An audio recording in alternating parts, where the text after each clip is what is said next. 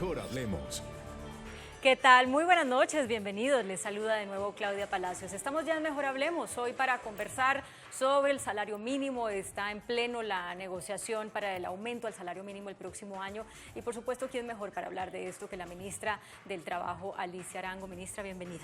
Muchas gracias, Claudia, por esta invitación. Y la verdad es que me parece una gran oportunidad para en este momento contarle a los colombianos en qué vamos. Bueno, vamos hasta donde hemos dicho los medios en que la CGT está pidiendo que sea 10%, la CUT, o al menos una parte de la CUT del 12%, y en que el martes los gremios de la producción van a decir cuánto están dispuestos a hacer. ¿Qué nos puede añadir usted a eso? A ver, efectivamente la CGT ha pedido un aumento del 10%. La CUT tiene un documento que uno podría decir oficial, que salió de la Comisión de Productividad por la CUT, en donde ellos, después de hacer un estudio con todo el rigor, dicen que el salario debe ser de 6.2. El aumento. El aumento. ¿Qué pasa? Luego salen otros de la CUT a decir que es el 12%. Eso genera confusión dentro de los negociadores, dentro de los mismos trabajadores. Y yo creo que es importante que todos los que estamos discutiendo el salario mínimo o negociando el salario mínimo, tenemos que tener coherencia. Es lo primero, para generar confianza entre las partes. Y el gobierno se ha jugado esta vez en decir que no va a ser como el árbitro que ha sido las otras veces, sino que también va a plantear un número. ¿Cuándo va a plantear el gobierno ese A ver, porcentaje? el gobierno siempre plantea un número y digamos que eso es como la brújula al final de la negociación. 2 o 3 días antes dice, yo creo que debe ser tanto. ¿Qué han solicitado los trabajadores y los empleadores? Que ojalá el gobierno pudiera dar ese número un poquito antes. No antes que ellos, pero que no tendríamos que esperar tanto para dar ese número. A mí me parece que es lógico. ¿Pero eso qué quiere decir? Porque estamos en 5 de diciembre. No, eso quiere decir por ahí 11, 14, por ahí 14. O sea, la próxima semana. El primer límite de la negociación es el 14, el 15. Sí, y el 14 es semana. viernes. ¿Sí? Y si no, nosotros tenemos hasta el 30. Sí. Y si no, el presidente firma. Por decreto, como ha venido siendo por 3 o 4 años consecutivos. Pero nosotros no queremos que sea así.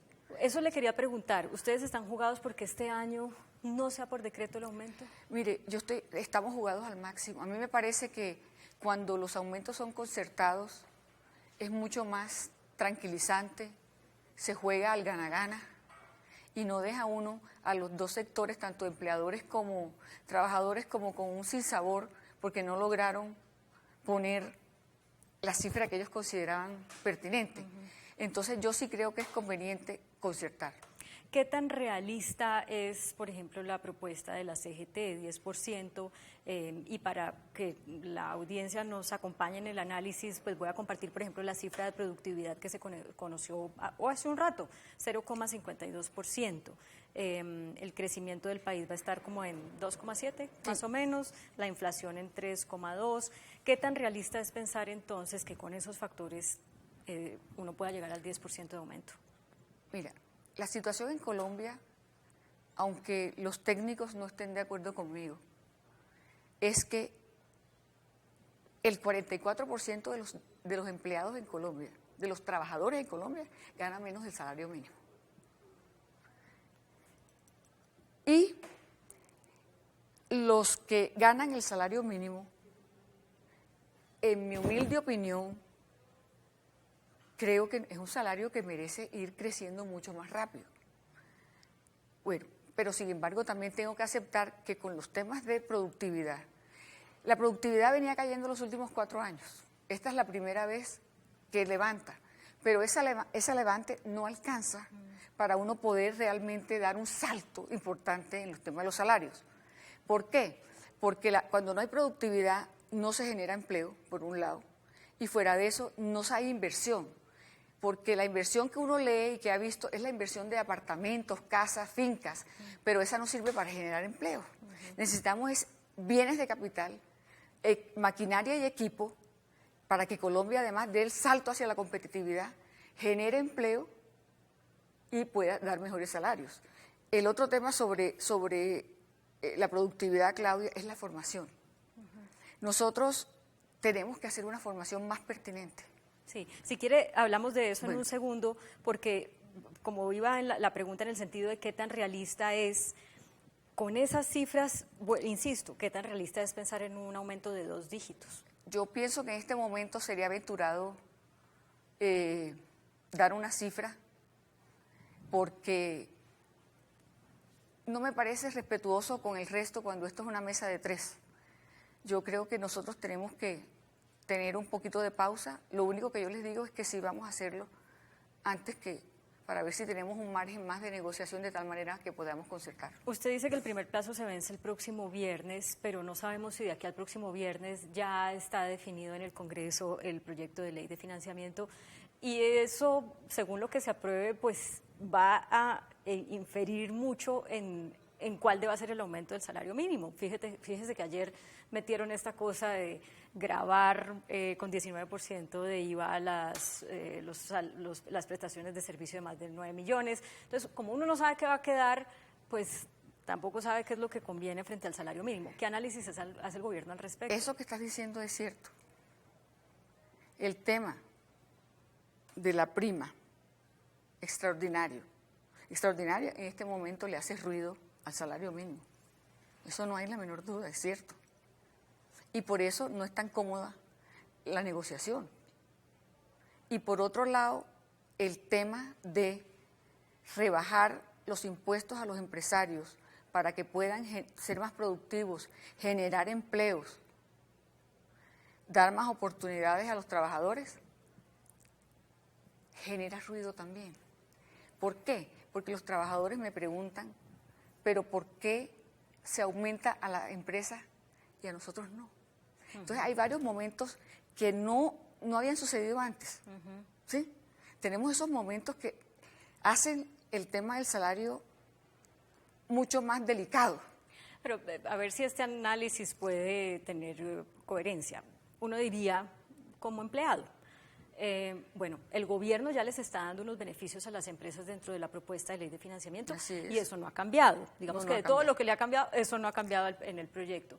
Entonces ahora debe compensar a los trabajadores por esos beneficios que les está dando a las empresas. Uno pensaría entonces que el gobierno a la hora de proponer su numerito va a balancear esa balanza o no, o va a seguir, digamos, en este desbalance de apoyar a los trabajadores en la reforma, a los empresarios en la reforma y a los trabajadores quien los apoya. Claudia, el tema ahora desafortunadamente es el tema de la productividad, pero yo sí creo, y de pronto el gobierno no está de acuerdo conmigo, que sí hay que ayudarlos. O sea, que hay que ponerse del lado de los trabajadores a la hora de decir el número. No, decirles que no una cosa que sea que vayan a quebrar las empresas, pero una cosa razonable. Porque creo que de verdad estamos en un momento, Claudia, que el país también nos exige un poco más de responsabilidad social. Ministra, cuando usted dice que el gobierno no está de acuerdo con usted, de pronto, ¿está hablando del ministro de Hacienda, está hablando del presidente? ¿De quién? Estoy hablando del gobierno en general. ¿Por qué? Porque ellos sí están muy pendientes de los números, con toda razón. Ellos están pendientes de los números y digamos yo soy menos rigurosa en eso, pero ellos siempre están pendientes de los números, así mismo los trabajadores y así mismo los gremios. Usted es más del sentido común. Yo, digamos que es un poco de tema del corazón, pero yo reconozco la labor de los demás. Y sé que ellos, al final, tienen la razón, porque son los técnicos. Pero yo simplemente muchas veces digo, ¿por qué hagámoslo? Hagamos un esfuerzo. Por favor, hagamos un esfuerzo. Que ellos se lo merecen. Y el presidente, por ejemplo, me dice, yo estoy de acuerdo con lo del esfuerzo. Lo dije en campaña todo el tiempo. Pero nunca pensó que se iba a encontrar las finanzas como las encontramos. Es que, por ejemplo, el ministerio no tenía ni para pagar la nómina de octubre, noviembre y diciembre. Eso es un escándalo. oyéndola me estoy preguntando si por estos días no se ha arrepentido de haber sido ministra de Trabajo y no de Cultura como se supone que iba a ser. Ay, Claudia, la verdad es que el tema de cultura a mí me fascina, lo adoro. Yo me sentía montada en una tarima bailando los 4 años, ¿sí? Llevándole la felicidad a la gente. Es el ministerio que lleva la felicidad a la gente, a las personas. Eso es lo mejor que le puede pasar a uno como trabajador. ¿Y entonces qué pasó? Eso es una cosa. ¿Qué pasó? Pasó que yo estuve de embajadora en Ginebra ante las Naciones Unidas casi 4 años y tuve todas las relaciones de Colombia con la OIT. Manejé todo el tema de la Comisión de Normas, sacamos a Colombia de la lista negra. Entonces el presidente buscando, no encontraba. Y cuando uno es de confianza, a uno lo van dejando de último. ¿Sí? Lo van dejando porque saben que uno lo que quiere está dispuesto a lo que sea por ayudar al presidente. Y así fue que yo llegué. ¿Qué le digo del ministerio? Es fascinante, Claudia. El tema es fascinante porque estamos en la lucha por la fuerza laboral de este país. Estamos en la lucha por la fuerza laboral de cualquier país que demuestra que esa es la personalidad del país. La fuerza laboral es que nos dice a nosotros cómo es el país. Entonces, yo creo que por eso Colombia tiene que valorar mucho más el ministerio, que siempre está de último. Bueno, entonces digamos que usted está haciendo un sacrificio porque sabe que tiene la experiencia para poder hacer una buena gestión, pero no se ven los 4 años ahí, ¿cierto? No te sabría decir, porque en estas cosas uno también tiene que ser solidario con el presidente. Trabajar en equipo, y la verdad que yo estoy dispuesta a ayudarlo donde él diga, pero yo estoy muy contenta en el Ministerio de Trabajo. Es un reto importantísimo. ¿Qué les digo yo? Y lo dije hoy en la mesa de concertación. Les dije yo, mire, yo voy a hacer un esfuerzo porque esto sea lo mejor que pueda hacer. O sea, yo voy a hacer lo máximo para que el Ministerio de Trabajo saque la cabeza. Pero si no puedo, qué dolor, pero como yo me quiero ir para mi casa después, por mis nietos, ¿no? Es verdad. Entonces, yo no tengo esos retos que si no quedo, no, yo tengo el afán, Claudia, de hacerle bien a los trabajadores de este país. Y a los empresarios permitirles hacer empresa. A ver si lo estoy entendiendo. Si usted no puede, si usted no se siente satisfecha con cómo quede ese aumento. Yo sí me siento satisfecha. No, no, si el aumento, usted no se el llegara aumento. a sentir satisfecha con cómo quede ese aumento, ¿usted se va para su casa con sus nietos? No, jamás. Porque esto es un tema concertado. En este tema no hay uno que tome la decisión, somos 3. Y los 3 hay que escucharnos.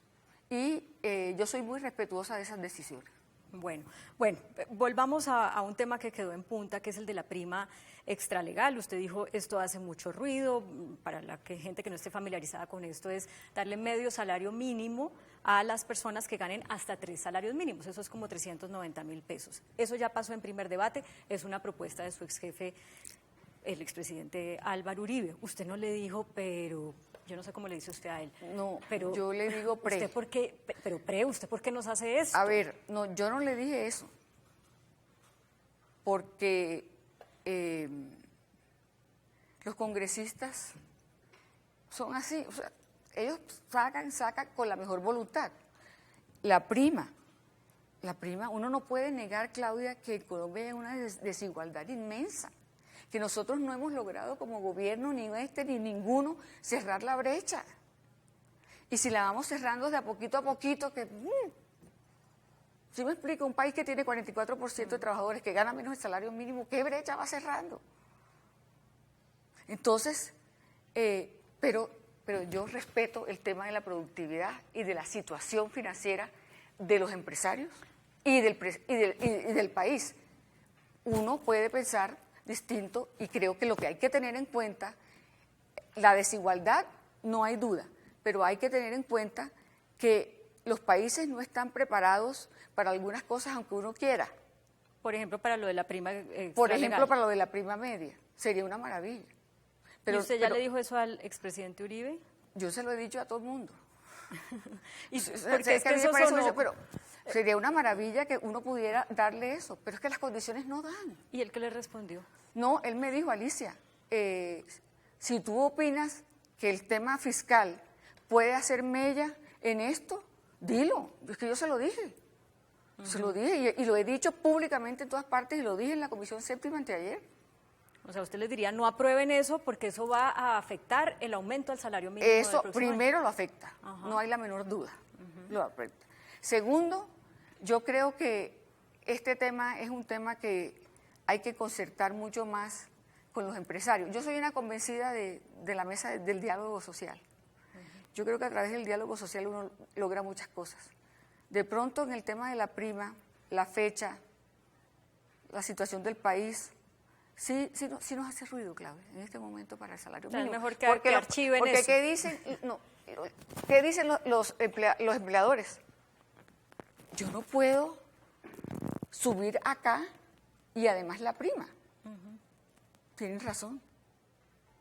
Bueno, tienen razón. Vamos a hacer, ministra, una breve pausa para comerciales y cuando regresemos vamos a hablar de un proyecto que usted lo está presentando como algo muy benéfico para la gran cantidad de trabajadores que ni siquiera ganan el salario mínimo en este país, pero que a los trabajadores o a los representantes les parece que es como un dulcecito envenenado, ¿no? Que es el del proyecto para que los empresarios... No, la gente que contrata empleados pueda pagar por horas la seguridad social. Ya vamos a hablar, usted nos explica por qué no es un dulce envenenado. Bueno, estamos hablando del aumento al salario mínimo con la ministra de Trabajo, Alicia Arango. Y a propósito, esta entrevista nos toma un día después o unas horas después de que en el debate del proyecto de ley de financiamiento de pronto alguien se sacó un artículo bajo la manga que decía vamos a ponerle 19% de IVA a las trabajos o remuneraciones por prestación de servicio superiores a 9 millones de pesos. Ya dijeron que lo van a quitar, porque obviamente eso no tiene ni pies ni cabeza. Pero uno se pregunta cómo es posible que ese artículo haya llegado ahí, cómo es posible que el gobierno haya metido una cosa así. ¿Usted sabía? No, yo no sabía. ¿Y cómo es yo no posible sabía, yo me que un sorprendí artículo así cuando no ayer, lo conozca la ministra? Cuando ayer me mandaron unos tweets en donde salía eso, yo enseguida llamé al ministro de Hacienda, asimismo al presidente, porque yo estaba en presidencia en ese momento, y ya ellos habían decidido sacarlo, ¿sí? Y dejarlo exactamente como está. Ya cuando yo llegué, ya esa decisión estaba tomada. Pero uno dice, ¿pero por qué cuando se les ocurre eso? No, a la primera que hay que llamar es a la ministra de Trabajo y decirle, ministra, ¿a usted qué le parece esto? ¿Por qué no hicieron eso? Yo no sé, Claudia. Creo que buscando recursos para esta situación fiscal tan difícil, seguramente tratan muchas alternativas, para encontrar muchas alternativas, pero a mí no me lo habían dicho, pero ya lo sacaron, ya no hay problema. Bueno, hablemos del proyecto que también está en curso, que ese sí es un proyecto del Ministerio de Trabajo. ¿Por qué no es un dulce envenenado que se permita pagar la seguridad social según el número de horas trabajadas y no mínimo por el salario mínimo? A ver, porque es que hoy el mundo trabaja distinto. Hoy las plataformas tecnológicas, el teletrabajo, hacen que los horarios y el número de horas para trabajar sean distintas, lo mismo que en el campo. Un ordeñador ordeña 3 horas, él no ordeña 10. ¿Y qué pasa? ¿Qué es lo que pasa con eso? Como no tenemos una legislación por horas, porque no se permite, porque la salud se paga por mes y las pensiones por semana, entonces ¿qué pasa? Que o nos vamos a la informalidad, que es lo que nos pasa hoy, o hacen unos contratos absolutamente legales que se llaman independientes, en donde el trabajador sale perdiendo. ¿Qué dicen los trabajadores para no estar de acuerdo con esto? Que eso podría ser un abuso y eso es precarización del trabajo. Yo que les he dicho, no es, porque es darle la oportunidad a quien hoy no recibe ni pensión, ni salud. Claudia, el sistema de salud está que explota, porque tenemos 14 millones de personas que trabajan, que no están aseguradas. Que no están aseguradas. Entonces, yo creo que este país tiene que ir aflojando y ver, no confundir abuso con contrato. ¿A ti te parece lógico que un muchacho que sale de la universidad y quiere trabajar de 4 a 8 de la noche no tenga ninguna seguridad? Que es un poco lo que pasa, por ejemplo, con Rappi, ¿no? Que lo critican mucho porque no les paga la seguridad social, en fin. Este proyecto de ley, ¿cómo impactaría esa polémica con Rappi, por ejemplo? Son dos proyectos. Uno, el de por horas, y actualmente tenemos otro que también se mide por horas, pero que es para las zonas rurales, campesinas. Hoy, el campesino, 85% de informalidad en el campo, sin ningún tipo de seguridad. Si el campesino se corta, él verá a ver cómo lo arregla. Si se cae, él verá a ver cómo hace. Eso no es justo. Porque el país no le permite al señor que es ordeñador que él reciba su pensión y su salud de acuerdo con lo que trabaja. Nadie le está quitando nada. Pero ellos dicen, no, es que eso no se puede, tiene que ser todo. Por favor, tenemos que entender que tampoco puede ser todo, porque entonces los empresarios se ahogan. Lo que tiene que ser es justo. Eso para el de los trabajadores rurales. Pero para los trabajadores como los de Rappi o como los de Uber, que son los ejemplos más fáciles de poner. Lo más triste de esos contratos es que esos contratos son legales. Y eso, la verdad, da mucho tristeza saber que muchachos que a veces no llegan al salario mínimo tengan un contrato independiente y no logren pagar su seguridad social. Yo creo que el compromiso de las empresas es tener en cuenta la seguridad social. Se pueden dar ese lujo, se los hemos permitido, pero eso no es justo, porque estos muchachos no tienen horario, no tienen número de horas trabajadas, trabajan más de 12 horas, o sea, una cosa que realmente para una persona que trabaja no es justa, pero es legal. ¿Sí ¿Usted cree que entonces Rappi, Uber debería pagar la seguridad social de los rapitenderos, de los conductores de Uber? Yo sinceramente creo que sí. Yo sinceramente, bueno, el tema de Uber es un tema más distinto porque es un tema de legalidad de la plataforma, es un tema distinto. Pero el tema de Rappi, digamos que es un tema de trabajo formal, con todas las de la ley, así funciona. Y eso es con todas las de la ley. Yo he venido diciendo que no puede ser posible que una persona que se gana menos del salario mínimo le toque además pagar su seguridad social, ir al contributivo. No puede. ¿Usted ya ha tenido conversaciones con la gente de Rappi sobre esto? Hemos tenido conversaciones en el ministerio, yo directamente no, pero los viceministros sí. Y te quiero decir una cosa, las personas de Rappi están conscientes del problema y ellos están dispuestos a ayudar, pero tenemos que primero cambiar la ley. Hay que cambiar una ley. Sí, lo mismo que el teletrabajo, Claudia. Personas que trabajan por teletrabajo también trabajan independiente. ¿Y no debería ser así? No, yo pienso que no. Porque yo creo que claro que puede haber independientes después de cierto monto, que la persona tenga manejo y varias entradas claro, y tenga manejo de su situación económica, tenga mucho más criterio. Pero cuando tú estás hablando de personas que no se ganan el salario mínimo, quiere decir que esas personas están en situación de vulnerabilidad. Y nosotros como sociedad tenemos, en mi opinión, la obligación de darles la mano. Para esos dos puntos que acabamos de mencionar últimos, ¿el gobierno va a presentar un proyecto de ley? ¿Ya lo presentó o qué? ¿Cómo es? En este momento nosotros encontramos en el Congreso dos proyectos sobre piso mínimo de protección social para el campo. Y uno estaba para la agricultura en general y otra para los cafeteros. Se unieron y hoy está para todos. Porque por ejemplo, una persona que recoge café solamente la contrata para el tiempo que recoge café, porque son trabajos estacionales. ¿Qué pretende eso? Pretende que el empleador le pague totalmente a su trabajador los beneficios económicos periódicos, ya que muchos campesinos ya no tienen tiempo de pensión. Claro, pero eso es para los del campo, pero para los otros que hemos mencionado no hay tengo proyecto de ley todavía. Y toca socializarla. Sí. O sea, todos estos temas se tienen que socializar en la mesa de concertación. Ministra, se me acaba el tiempo, pero una pregunta breve final. El desempleo en este momento está en 9,5, ¿verdad? Con todos los beneficios que recibirán los empresarios por la ley de financiamiento, ¿en cuánto debe bajar el desempleo? ¿Cuál es la expectativa del gobierno? La expectativa del gobierno es dejarlo como en 7%.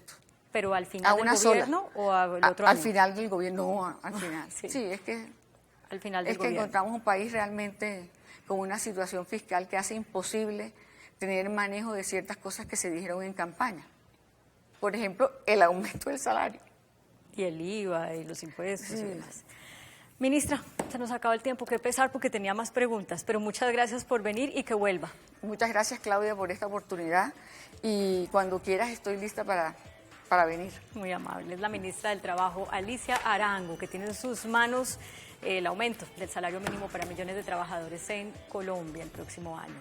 Muy buenas noches, que descansen. Los dejamos como siempre con el adelanto de las caricaturas que serán publicadas mañana en El Tiempo Impreso y en eltiempo.com. Que tengan feliz descanso.